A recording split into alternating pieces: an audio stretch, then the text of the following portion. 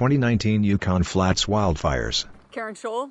I work for Alaska Fire Service here in Fairbanks, Alaska. This year in the Upper Yukon zone, we've had quite a few lightning strikes. We had a big bust in early July. It became originally known as the Chalkyitsik Complex. We took it over. We had a series of 10 to 15 fires on the Chalkyitsik Complex, and then later on when we came back, now we took over the Cornucopia Complex, which is out near Beaver and Venetie, and we had 25 fires that we were responsible for monitoring as well as taking action on. The Alaska IMT is deployed July 2019. We did our in-briefing with the zone, got our marching orders.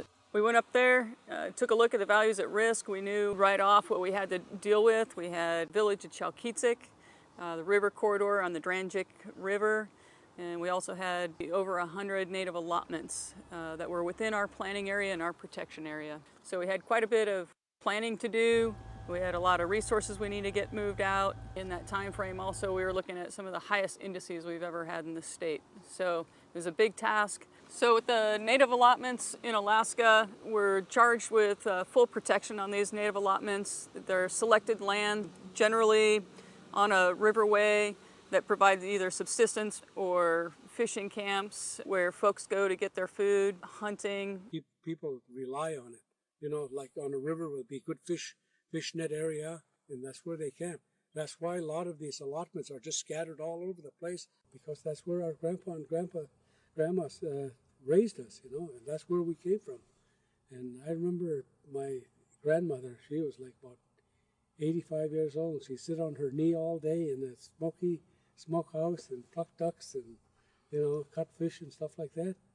She was having a ball, and now you get an average person to have them sit there for 15 minutes. You barely get up, you know. I don't know how she did it all day. The mission, point protection. We weren't trying to do a full suppression on this fire. It was just too big. We were going after point protection, which means we're using a lot of indirect lines. And an indirect line is something that we put, a line we put between the fire, main fire, and the value that we're trying to protect. It's generally put in Alaska by hand crews. They go in, cut with chainsaws, thinning out, or actually removing all the fuels in a certain area. So you see really straight lines, which we like to fire off really straight lines. A lot of times we'll tie in a line to a waterway, to a water feature, and then connect the dots that way. And that gives us a line that we can burn off of. And what that means is we could light a fire off of that line to back into the main fire and thus stop the forward progression of the fire to the value at risk.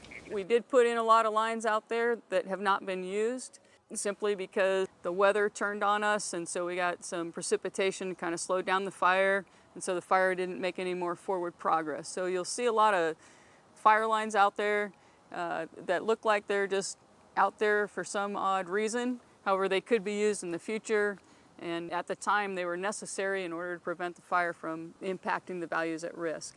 Alaska's innovative drone use. Another tool that we have in our toolbox that we heavily use here in Alaska and we've embraced since they first started coming out is the use of drones. And the drones that we're using mostly here are the tabletop size, the quadcopters as we call them. They've got video on board as well as a thermal camera. And specialized, we have a plastic sphere dispensing drone setup that can drop ping pong balls that ignite fuel and can be very precise with that. So when we have firing operations, instead of just using helicopters with the PSD under it, dropping on large landscapes, we can be very specific with a drone carrying a PSD machine and put the incendiary device right where we want it to be and be real specific with what we're doing. Drone footage. In one instance down near Odig Lake, on the allotment on the northeast corner of Odig Lake, firefighters were getting ready to come off the line and go into camp, and they sent the drone up to take a look around and see where the fire was and make sure everything was sitting where they wanted it to be. Smoke. What the drone saw was there was a big, huge amount of fire just off the line, out of sight of firefighters on the ground, and so it was able to pick up that, man, there's a lot of heat in this area that they hadn't really realized, and had it not been for the drones, you know, things could have maybe gone a different way for us. So we were able to keep firefighters out later because the helicopters were already off for the evening, especially when we have adverse winds and they're blowing embers across our line, so they're blowing them in the wrong direction. And the operators of the drones can talk ground folks right into the exact spot and pick them up when they're really, really small and take care of the spot fires, and so they don't become an issue. Keys to success: Alaska's unique supply chain and village support. The exciting part of the fires that everyone sees is when the flames are going and operational folks are out there fighting the fires. You see guys with Pulaskis and you see guys with hose, and they're putting out fires, and they're using the helicopters. The undersung heroes really of the fire environment are the logistical folks and what they're doing behind the scenes. So they're supplying us with everything that we need to survive out there: food, water, gas, equipment. And then at the end, that's all hauled back and given to them, and then they have to deal with it on the back end. We've been able to get a hose roller out to the Chalkyitsik, so guys are rolling hose, crews are rolling hose, pulling it, putting it on airplanes, and hauling it back. Stacks of hoses in a camp.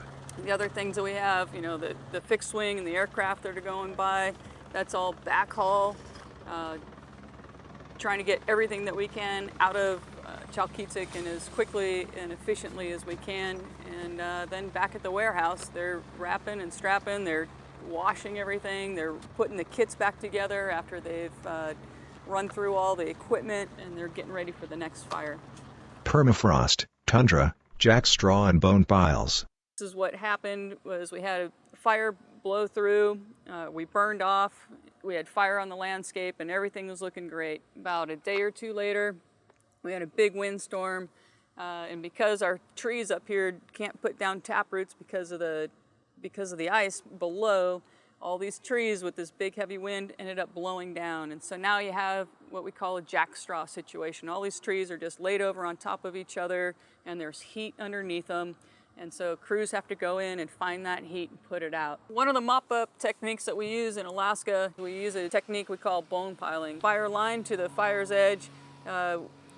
It's kind of a moving target. We don't necessarily go just 50 feet or 100 feet. It's as required given the fuel types. So the first day you might get 20 feet and you're walking that 20 feet and you're putting out all the hot spots. And then the next day you go in another 20 or 30 feet, and you keep doing that until you get the depth you need. Case study: indirect lines and weather change halt fire spread. That shiny object, and there's a bunch of little buildings out there. That's all Bible camp.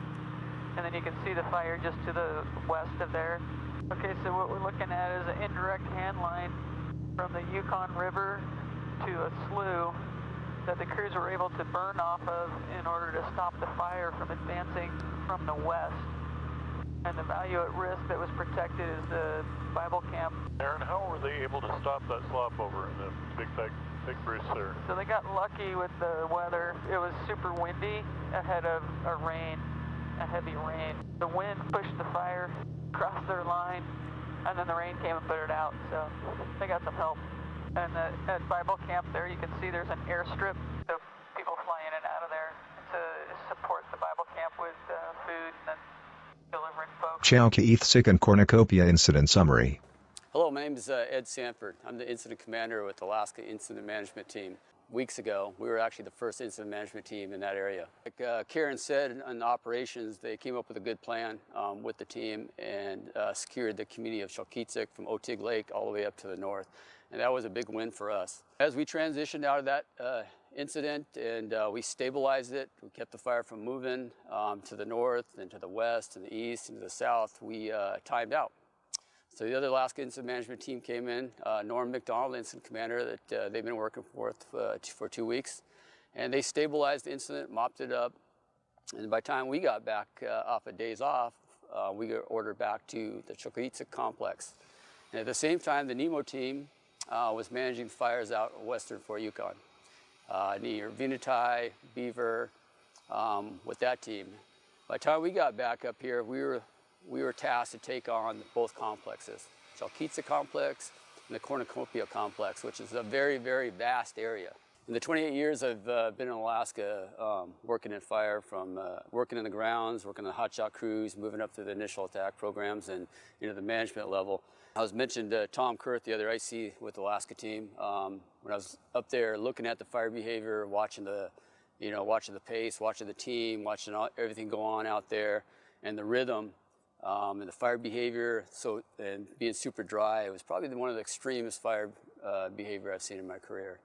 And as a team and at the forward operating base and Chalkyitsik areas, we were really looking at making sure that we were putting firefighters that were going to be successful and not put them in a place that would be dangerous. In managing that part of it all and bringing that all together, we're successful from protecting the cabins and along the river, because a lot of these fires were pushing hard down towards the rivers. And, going in there and starting up the pumps around cabins that we didn't want to leave firefighters in there. We went in there and started the pumps up. Got everything wet down, pulled them back out of there with the helicopters, put them in a safe area, let the flame front go through there, and then come back in there and mop up the hot spots around the cabins, and the cabins were safe. On behalf of myself, Incident Commander, and the Alaska team, I want to thank Alaska Fire Service, specifically UIT Dispatch, AICC, the warehouse, all the pilots and planes that supported our missions out there and safely doing that.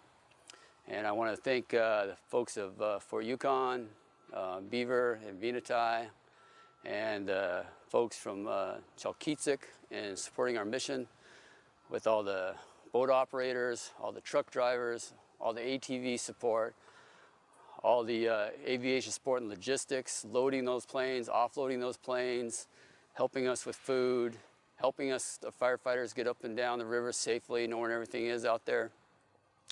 And again, for myself and Alaska team, I want to say thank you. Matsicho. 2019 Chalkyitsik and Cornucopia Fire Information.